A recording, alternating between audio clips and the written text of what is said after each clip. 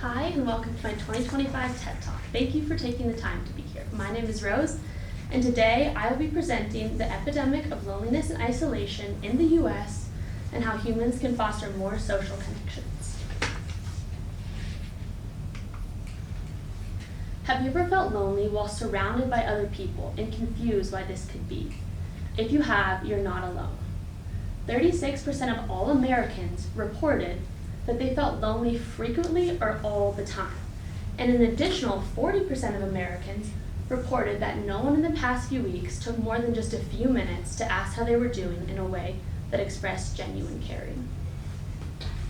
Everyone needs other humans in their lives to thrive and live long, happy, and meaningful lives. Being educated on the epidemic of loneliness and isolation allows people to gain more insight on changes they can make in their everyday lives to deepen their relationships and help loved ones who may be struggling with loneliness.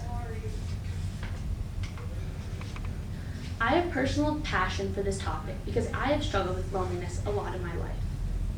It took me a long time to find true friends who I know have my back and won't drop me just to be popular. Before I switched to Animus my junior year, I went to DHS. I found that it was extremely hard to make friends at DHS, despite it being a school with over 1,000 kids. In a way, I feel like this made it even harder. Walking through the hallways was like swimming upstream, with a constant sea of faces passing me by. I have one distinct memory that still lives in my brain because of the hurt and sadness I felt. I had just gone through the lunch line and was carrying my lunch tray and walked into the cafeteria where 200 kids were sitting. I felt like a deer in the headlights as I looked around for a familiar face. None of my friends were there. Since this, I have met some truly amazing people that make my life better. Additionally, I have struggled with my own mental and physical health in relation to loneliness. At times when I felt most lonely, I didn't have the motivation or strength to take care of my physical health. I am on my own journey to find more belonging and connections in my life, which gives me further passion for this topic. To continue, it's important to understand what the epidemic of loneliness and isolation is. This term was coined by our former US Surgeon General Vivek Murthy in 2023. Murthy served from 2015 to 2017 and again from 2021 to 2025. The Surgeon General is appointed by the President at the time, and one of their main roles is to advise Americans on how to improve their health and recognize what changes they can make for physical and mental well-being. The epidemic of loneliness and isolation was first introduced to the news in 2023 and is currently affecting the lives of many. Social disconnection is sweeping through our nation, causing serious mental health and physical health risks. I study the ways in which technology has decreased people's ability to form authentic relationships. Loneliness differs from isolation because loneliness is the actual feeling you have about your social connections in your life and the quality of your relationships, while isolation is the actual physical distance you have from others. My main question while researching this topic is, what are the causes and effects of the US loneliness epidemic, and how can opportunities for human connections benefit people? Before I discuss the problems and effects, it's important to put this crisis into context. 1 in 3 adults in the US feel lonely, and 1 in 4 adults in the US feel as if they lack social and emotional support. As stated previously, the umbrella problem here is the epidemic of loneliness and isolation. COVID-19 and technology exacerbated the effects of this crisis, while there was a steady decline in mental and physical health for many individuals. Although COVID was a crisis before COVID-19, the effects of increased isolation worsened feelings of loneliness for many.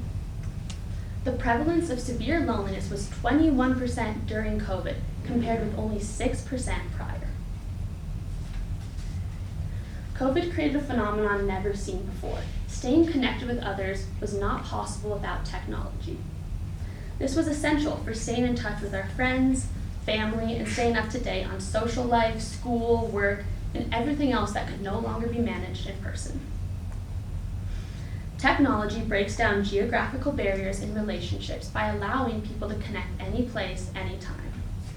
However, now that we have taken off our masks and social life has opened up again, it is vital that humans move back to more face-to-face contact in order to strengthen our relationships and bring more authenticity to our lives. So, COVID worsened loneliness in the US, but people were lonely before COVID. Why is this?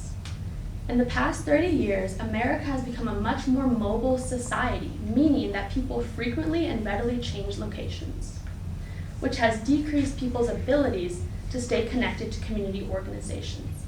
Additionally, as housing prices have risen, families are forced to move further away from towns, limiting means of accessing communities within towns. Marginalized, impoverished people and those who suffer with disabilities can be less likely to join communities for a number of reasons. For example, someone who uses a wheelchair may not be able to have transportation to get to a church event or a protest that they may want to participate in, especially if they don't have someone helping them. Someone who suffers from poverty may have less time to join an in-person community. They may be working multiple jobs, taking care of children, and not having expendable funds to join in on a community.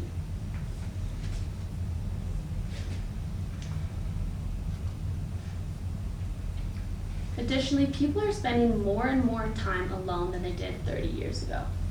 In traditional societies, people hunted and gathered together, creating communities and emphasizing collaboration and connection for the common good. Now people order DoorDash right to their homes. Where storytelling used to be a community event to bring people together, where elders shared stories of their lives and struggles and successes, now people listen to audiobooks alone in their cars.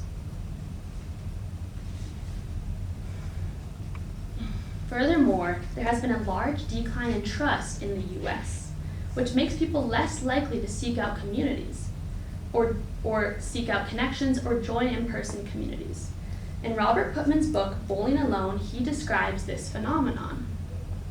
Putnam says that the less communities we have, the less trust people have in each other. Therefore, there's less participation, creating even less communities. This result creates a negative feedback loop. However, through civic engagement, more public spaces, and community groups, America can get back on a better track for more community and stronger social connections. 73% of people said that technology is a forefront cause of the loneliness crisis. In moderation, phones can be extremely helpful devices, but when we use iPhones to distract ourselves from the struggles of real life, they can become detrimental. It can be fun and engaging to watch other people's lives from a distance, but what is this really doing for us, and what are the costs? When we distract ourselves from painful feelings such as loneliness, awkwardness, isolation, and boredom, these feelings begin to fester and become stronger, while our capacity to work with these feelings diminishes.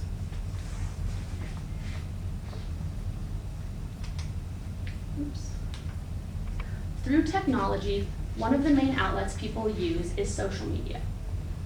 People who reported using social media for more than 2 hours a day had about double the odds of reporting increased perceptions of social isolation compared to those who use social media for less than 30 minutes a day. Although we can certainly express ourselves online, it can be hard for others to see who we truly are when we can make anything seem better, more beautiful, or more important than it may actually be. When we have the ability to make a bruised apple look shiny and flawless, we are losing our authentic truths and the parts of ourselves that make us human. Social media is so curated to make people's lives, bodies, and faces look perfect without showing their inner flaws, which can result in people not being able to relate with others because they're not seeing people's true selves, which can cause a further increase in isolation and therefore loneliness. It's clear that social media and COVID have worsened the effects of loneliness, but why do people struggle to make connections in their lives? This graph is from Loneliness in America, just the tip of the iceberg. According to this graph, 57% of people don't really know how to share their true selves with others. 45% of people don't know how to form close relationships. 44% of people say that they're too busy or too tired to reach out to people consistently. And 60% of people say that mental health gets in the way. When researchers and social scientists talk about loneliness, what they're actually talking about are all the issues that circle around it: alienation, distrust, disconnection, and loneliness, just to name a few, as well as mental anxiety, depression, and feelings of not being enough in this world. People may not realize the actual health impacts of loneliness when they simply feel disconnected. Murthy urges us to recognize the vital costs of loneliness to the mind and body. Loneliness may be a precursor to health issues such as dementia, stroke, and heart disease. And people who are already experiencing loneliness may have more susceptibility to anxiety and depression. These struggles can prohibit people from seeing others and connecting with people on a deep level. For example, someone who has a risk of strokes may want to participate in an athletic activity or join a pickup basketball team, but because of their risk of strokes, they may not initiate that activity with others. Someone who has an anxiety disorder may remove themselves from social settings in fear of other people and having an anxiety attack. Loneliness doesn't diminish a person's desire to connect with others, just their ability. Fostering social connections increases positive neural pathways in the brain and allows for the release of dopamine and oxytocin. Being around kind, helpful, and optimistic people actually changes your brain chemistry. Your cognitive function is becoming stronger and more defined, allowing your body to fight stress, illness, and anxiety better. Contributing to others doesn't just benefit the receiver, but is an effective path for meaning and satisfaction for the giver. Social connections can influence various physiological and behavioral factors that contribute to overall well-being. When people connect face-to-face, their mental health is being lifted, therefore giving them more motivation and strength to take care of their physical health. Practices like adequate sleep, healthy eating, and regular exercise are just a few practices that can hugely improve your physical health. Loneliness is equivalent to smoking 15 cigarettes a day. This statistic is everywhere in the research about the epidemic of loneliness and isolation. And it makes sense given that people who suffer from loneliness are actually more likely to smoke cigarettes and participate in other numbing behaviors. As mentioned earlier in my presentation, there are things we can do to cultivate more connections in our lives. Helping others is a tried and true path to more connections. Engaging in meaningful activities, reaching out to others, and joining a community are just a few strategies to improve your life. However, these are not overnight solutions. It takes courage and not doing the easy thing to build stronger connections in your life.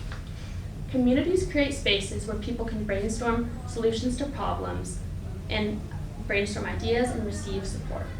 According to Berkeley Executive Education, when we focus on cultivating deeper connections, including those with people whose opinions differ from our own, we are better able to recognize and accept our similarities and differences, which fosters more empathy and self-awareness. There will always be societal messages telling us who we should and shouldn't be, but if we stay true to our morals and beliefs, we can find true paths to self-acceptance and in turn learn to accept others more. Accepting others leads to more connection because we give people the space and grace to show up just as they are without judgment. This creates a bond of friendship and reciprocity. Additionally, when we accept others as they are, it builds back some of the trust we have lost through disconnection. Some examples of communities are a religious group or a sports team. People who attend religious services once a week or more were less likely to die from suicide, drug overdose, and alcohol poisoning. Sports teams foster a sense of belonging, reduce stress, and mood. Exercise is a key ingredient in physical and mental health. Other examples of community spaces are libraries, cafes, gyms, and protests are a great way to bring people together of different backgrounds and ethnicities and foster change for the greater good. As mentioned in the beginning of my TED Talk, I have had my own personal struggle with loneliness that at the time made me feel so alone in my struggles. I was so unhappy with myself inside, and I thought that external factors were the culprit, when really the answer was other people. After I surfaced from some of my depression and loneliness, I looked at the world and myself in a whole new light. This may sound cliche, but it can be easy to dwell on the pain, hurt, and sadness in this world. But if we choose to look at the good and love, a whole new world of connectivity is around us. Loneliness doesn't have to be an indefinite state. With support and effort to make connections, we can learn to connect again. Murphy says that when he thinks about the people he served near the end of their lives, they don't tell him about the money they made or the followers they had. They tell him about the people that touched their lives. And finally, I want to end by sharing this quote by Gutman Ba. He says, "When we share our stories of joys, happiness, and achievement with others, it increases our joy as we see others happy around us. Counterintuitively, when we share our troubles, sorrows, and failures, they reduce because we sense that others care for us and we are not alone in this human journey." Thank you.